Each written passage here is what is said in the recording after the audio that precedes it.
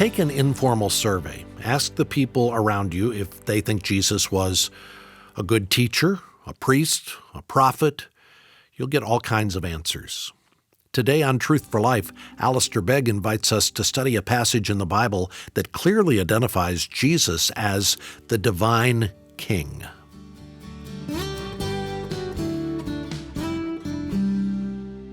John chapter 12, verse 12.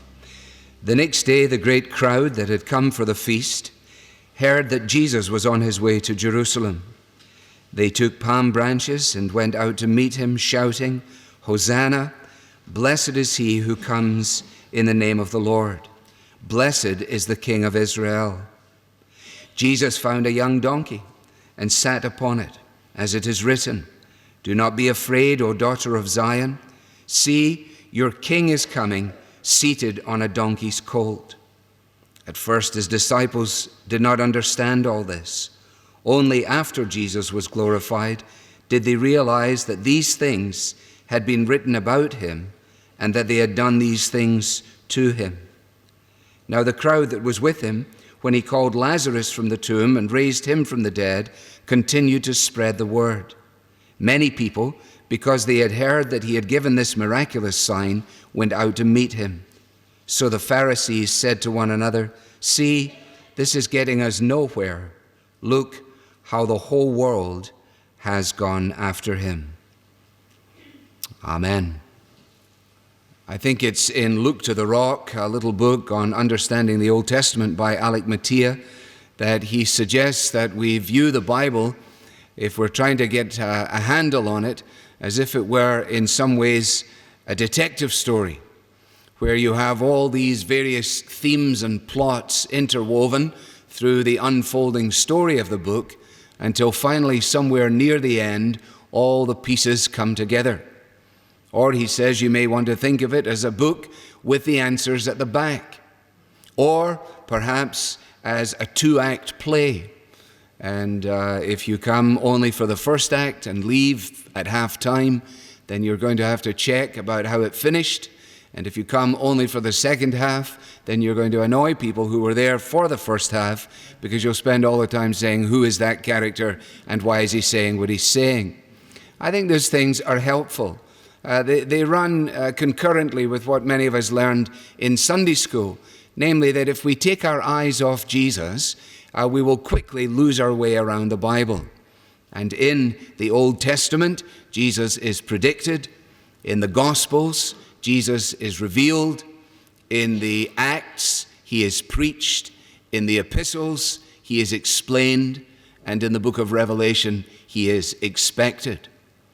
And what we've been discovering is that there are a number, if you like, of melodic lines, to mix our metaphors and similes. There are a number of melodic lines which run all the way through the Scriptures. And particularly in relationship to Jesus, these three interwoven aspects, which we may think of in those terms, or perhaps in mathematical terms, as a Venn diagram. And one circle is Jesus as prophet, one circle is Jesus as priest, one circle is Jesus as king, and where each of these circles intersect, we have the office of Christ in what Calvin referred to as the munus triplex, the threefold dimension of the ministry of Jesus. Let's bear in mind that this was an annual occurrence, at least in its most basic dimensions, that it was customary for the people of God to make their aliyah, their ascent up to Jerusalem on this occasion for this festival. And indeed, it would be strange had Jesus, as a youngster and as a young man, not on many occasions himself have made this very journey. And of course, we have, beginning after the longest psalm in the Bible, beginning with Psalm 120, we have a whole series of psalms which are called Psalms of Ascent. And some are more familiar than others, but perhaps classically, 121, I lift my eyes to the hills, where does my help come from? They lift their eyes up to the temple, and they say in Psalm 127, unless the Lord builds the house, they labor in vain that build it. They look at the surrounding topography of Jerusalem, and they say, as the mountains are round about Jerusalem, so the Lord is round about his people from this day forth and even forevermore. And families would have prepared for this event, and boys and girls would have gone to bed, all excited about what was going to happen on the next day. And it is not difficult for me, with the relatively fertile imagination that I have that often gets me in trouble, to imagine a boy ready to advance with his family the following morning and telling his dad when he comes into his bedroom to kiss him goodnight. He tells his dad, I have all my branches ready. I'm all ready. I've got them under the bed, Dad. And as soon as you waken me up in the morning, I'm ready. We're ready to go. We're going to go out there and we're going to give it a jolly good hosanna. And his father said to him, that's exactly right. And he said, Dad, sing me that psalm before I go to sleep. Sing me off to sleep. Which one do you want? Well, do that one about, I rejoiced with those who said to me, our feet are standing in your gates, O Jerusalem. Let's have that one before we go to bed. It'll set our hearts to right for the morning. It will bless us as we sleep, and it will awaken us to a new day. I rejoiced when they said to me, let us go to the house of the Lord. Or in the paraphrase in Scotland, how pleased and blessed was I to hear the people cry, come, let us seek our God today. And yes, with a cheerful zeal, we'll haste to Zion's hill, and there our vows and homage pay. Now, this is the context in which this scene unfolds, recorded for us here in John's Gospel. The crowds that were gathering to celebrate God's intervention in the past, and they were gathering in anticipation of the day when all that they had lost would be recovered, and all that they longed for would be revealed. We remember they had a great anticipation, even through 400 years of silence in the intertestamental period, with generations coming and generations going, rising and descending, parents, grandparents, little ones, generations, house moves, holidays, everything, and constantly saying to one another, God has promised in his word, he will send us a prophet. He has promised in his word, he will send us the great priest. He has promised in his word, he will send us a conquering king. And in light of what had just happened in chapter 11, as it's recorded, tensions were now running high. And John tells us that many of the people that were present and excitedly present on this occasion had been keyed up even more as a result of the dramatic events that had happened at the tomb of Lazarus. It's just fantastic stuff.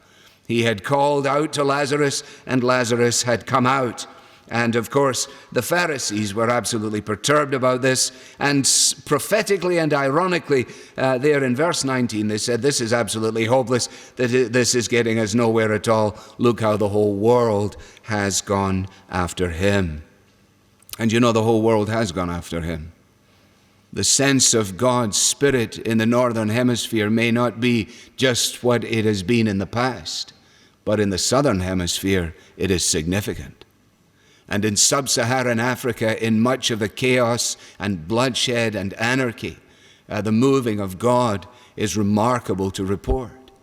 And when we take ourselves down into Indonesia and to other parts of the world, when we go down into South America, we discover that God is at work. And here we are all these years later, and the great concern of the Pharisees remains the concern of all who are opposed to the name and the work of Jesus. Look, this seems to be absolutely unstoppable. There's hardly a place in the world, there's hardly a day in the world when Jesus Christ's name is not magnified and praised. Now, when these people came out, they didn't emerge from nowhere. They were not advancing a new concept that had dawned upon them. But in actual fact, if you were to scroll down, as it were, if you were to rewind the video, you would trace the genesis of all that was taking place here in this scene, all the way back to Genesis. And let me just illustrate it for you. For example, let's just rewind quickly to the beginning of Luke's gospel. And the angel comes and announces the arrival of Jesus and makes it clear that the Lord will give him the throne of his father David. What a strange and dramatic thing to say about the birth of a child. No wonder Mary treasured up all these things and pondered them in her heart. The Lord, Yahweh, will give him the throne of his father David. Only thrones are there for kings. That's Luke chapter 1. Go through the intertestamental period to Zechariah 9. And in Zechariah 9, the prophet comes and says, "Rejoice greatly, O daughter of Zion. See, your king comes to you, riding on a donkey, on the foal of a donkey." And the people must have read that and listened to that and said, "I wonder what that means." And part of that was built in to what was happening to the boy when he put his branches under the bed and anticipated the coming morning, because his parents had told him there is a day that the prophets have said will dawn when the king will come riding on a donkey. Isaiah 32, see, a king will reign in righteousness. 2 Samuel chapter 7, God promises to David that an eternal and universal king will come from his line. And all the way back in Genesis 49 and in the blessings of Jacob, and in verse 10, we read, "The scepter will not depart from Judah, nor the ruler's staff from between his feet, until he comes to whom it belongs, and the obedience of the nations is his." And people read this and wondered about it and prayed concerning it and longed for the arrival of the king. Now, all of this and more besides is wrapped up in this unfolding drama as Jesus rides into Jerusalem, not on account of fatigue. Interestingly, and you must check yourselves, I've done my best on this, but I have found nowhere else in the entire New Testament that gives us a record of Jesus riding. There is no record of him taking a taxi, if you like, during his earthly pilgrimage. This is the only occasion when he rides. Why does he ride? He's making a point. He's making a significant point. He knows what he's doing. It's not just something arbitrary when he says to his boys, "Now I want you to go in here and you will find a place," and you just tell them that the Lord needs this donkey, and they'll give it to you. And these big, silly disciples, were going through all of this, and John is honest enough to tell us that the disciples didn't get this at all. It was only after Jesus was glorified that they began to put the pieces in the jigsaw puzzle together. And he rides in. And eventually, confronted by the establishment, political, religious, authoritative, Pilate says to him, "Are you the king of the Jews? Are you a king then?" And Jesus said, "Yes, it is as you say." But then that didn't make any sense. Certainly not to the Roman authorities. What kind of king rides on a donkey? What kind of king wears a crown made of thorns? What kind of king wears a borrowed robe? What kind of king falls foul of such cruel and brutal mockery? You see why it's so important to put these various melodic lines together if we're going to sing, as it were, a chorus in understanding of the person and work of Jesus Christ. He is both suffering servant and great high priest and the prophet who ousts our ignorance and the king who comes to reign. Now, with all of that essentially by way of introduction, and I don't want that to discourage you, let me simply make a few observations about the implications of the kingship of Jesus.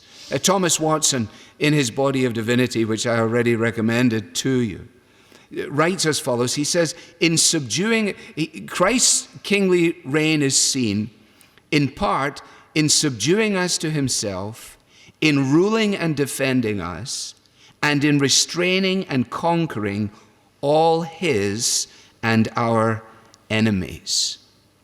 So that if he comes as a prophet to oust our ignorance, if he comes as a priest to deal with our alienation, then he comes also as a king to subdue every dimension of rebellion, not least of all the rebellious nature of our own reaction to him. So let us think, first of all, about his kingship in terms of salvation. And we have tried to build a picture of Jesus in relationship to this, of Christ as he deals with sin, as he deals with Satan, as he deals with death, and as he deals with our guilt. And Jesus comes, as it were, onto the battlefield in much the same way that David came out of the ranks of Israel, confronting all of the encroachments of evil that were embodied in Goliath. And you remember there was nobody there that was ready to step forward. And eventually David steps forward. He steps forward alone, but he steps forward as a representative. He steps forward on behalf of the people. He vanquishes Goliath. The victory is a victory that is shared. They share in his triumph. And now Jesus is stepping, as it were, into the very epicenter of the battle lines. He steps in, if you like, off his donkey and into the fray. And now out from the battle lines comes great David's greater son. And he comes now to resist all of the encroachments of evil, everything that is going to be thrown against him in the onslaught of Calvary. And he comes to deal with it as a king. And we ought to be very clear that the cross is the epicenter of Christ's reign. The cross is the epicenter of Christ's reign. It is there that he declares it is finished. It is there that he triumphs over all these things that are ranged against him and against those for whom he dies. And that is why it is so important for us to turn not only to Jesus, but to turn routinely to the cross of Jesus. And it is a reminder to all of us who preach to make sure that we are cross-oriented and cross-centered in our preaching. As surely as we may divert from the record of the triumphal entry apart from a Sunday or two a year, it is possible for congregations to go through 50 Sundays without ever hearing their minister or their pastor or their vicar bringing them to the very centrality of the cross of Christ and all that it embodies, both for the unbeliever as well as for the Christian. And we need to think in those terms when we think about his kingship. And that's why in the resurrection you have really the Father's amen in relationship to what Jesus has done. His kingly reign is central to the work of redemption. Secondly, an observation regarding the kingship of Christ in relationship to the cosmos. To the cosmos. That might seem a little far-fetched. But you don't learn this at university in secular history.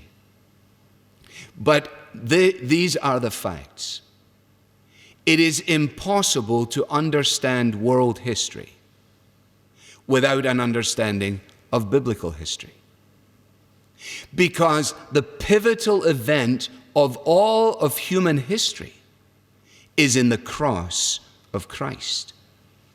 And that is why all of our views of history, all of our views of the world, have to be formed by and framed by the biblical record. And when we unfold the story of Jesus and come to the matter of his kingship, we have to recognize that this has a bearing on the entire cosmos. What does the kingship of Christ have to say about these things? Well, first of all, it says the earth is not, in its present form, going to remain as is. because the king is going to transform it. So our concern for it as Christians is a legitimate concern, just as our concern for animals is a legitimate concern. That's why we don't like it when people take nice beagle dogs and make them smoke cigarettes, because God gave us nice dogs to enjoy and not to have them smoke cigarettes. I can support that as a Christian and as a friend of beagles and Labradors and others besides. But I'm trying to point out to you that the kingly reign of Jesus impacts all of these discussions, but changes the view that we have of them and saves us from becoming completely consumed by things as if this was all there is. Because it isn't all there is.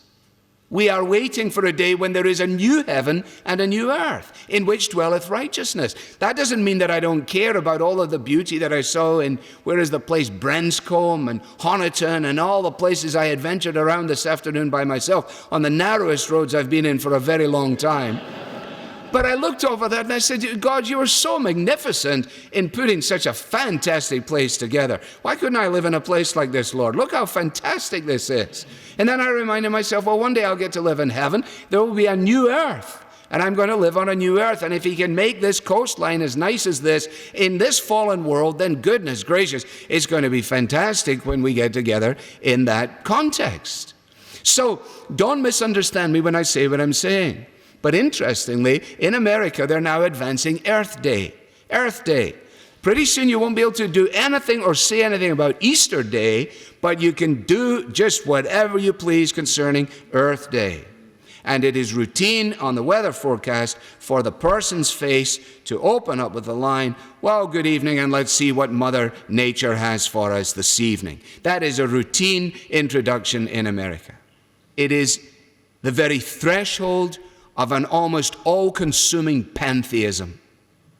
And against that notion, the Scriptures exalt Jesus Christ as Lord and King, sovereign over all of the cosmos. Abram Kuyper, who was the Prime Minister of Holland in a better day, can you imagine what Kuyper would think of the Netherlands today and their moral position? Anyway, Kuyper on one occasion says, there is not 1 inch of the entire universe concerning which Jesus Christ does not say, this is mine. This is mine. This is my Father's world. This is my Father's world. This belongs to me. I made this. I am the king over this.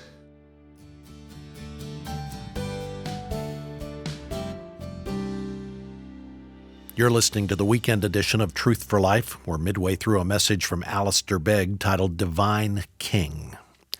One of the core components of our mission at Truth for Life is to teach the Bible with clarity and relevance so that believers will be established.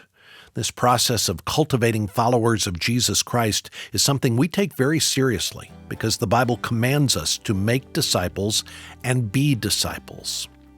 For this reason, we're highly recommending a classic book written by the late John Stott. It's called The Disciple. And in this book, John Stott helps us realize God is still actively speaking to his followers today, and he's doing that through the Bible. This book helps you understand how to hear God's voice and, more importantly, how to follow the guidance he gives you. Whether you're thinking about changing vocations or relocating to another community, the biblical principles you find in this book will help you keep your emotions aligned with clear thinking.